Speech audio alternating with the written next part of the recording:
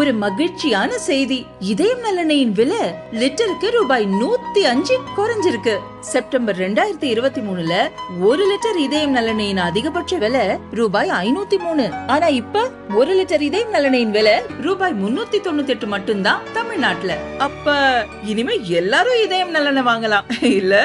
சட்டசபையில் நிறைவேற்றி அனுப்பிய 10 மசோதாக்களுக்கு கவர்னர் ரவி ஒப்புதல் அளிக்காமல் காலம் தாழ்த்துவது தொடர்பாக தமிழக அரசு சுப்ரீம் கோர்ட்டில் வழக்கு தொடர்ந்தது. அதை விசாரித்த நீதிபதிகள் JP பர்திவாலா, R மகாதேவன் அடங்கிய அமர்வு கடந்த 8ஆம் தேதி தீர்ப்பளித்தனர். ஜனாதிபதிக்கு இருப்பது போல் மசோதாக்களை கிடப்பில் வைப்பது, நிராகரிக்கும் வீட்டோ அதிகாரம் கவர்னருக்கு இல்லை. 10 மசோதாக்களை ஜனாதிபதி பரிசீலனைக்காக நிறுத்தி வைத்த கவர்னரின் நடவடிக்கை சட்டவிரோதமானது. பிரிவு 201 கீழ் ஜனாதிபதியின் செயல்பாடுகள் நீதித்துறை மறு ஆய்வுக்கு உட்பட்டது. கவர்னரின் பரிசீலனைக்காக ஒதுக்கப்பட்ட மசோதாக்கள் குறித்து பரிந்துரை பெறப்பட்ட நாளிலிருந்து 3 மாதங்களுக்குள் ஜனாதிபதி ஒரு முடிவை எடுக்க வேண்டும் என்று பரிந்துரைக்கிறோம்.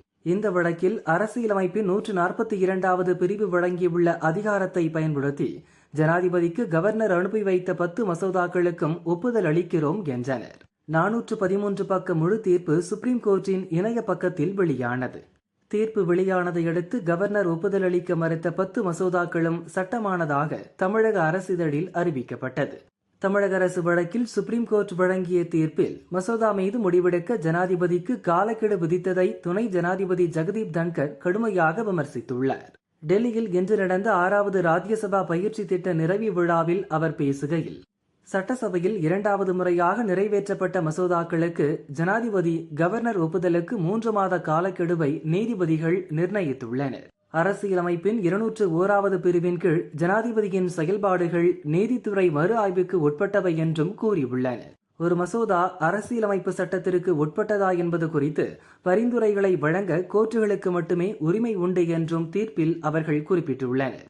ஜனாதிபதி என்பவர் மிகவும் உயர்ந்த பதவியில் இருப்பவர், அரசியலமைப்பை பாதுகாக்க சத்திய பிரமாணம் எடுத்தவர். ஆனால் சமீபத்திய தீர்ப்பின் மூலம் ஜனாதிபதிக்கே உத்தரவு வந்துள்ளது. நாட்டில் என்ன நடக்கிறது, நாம் எங்கே செல்கிறோம்? ஜனாதிபதி ஒரு குறிப்பிட்ட காலத்திற்குள் முடிவெடுக்க வேண்டும் என்கின்றனர். இல்லையென்றால் அது சட்டமாக மாறிவிடுமா?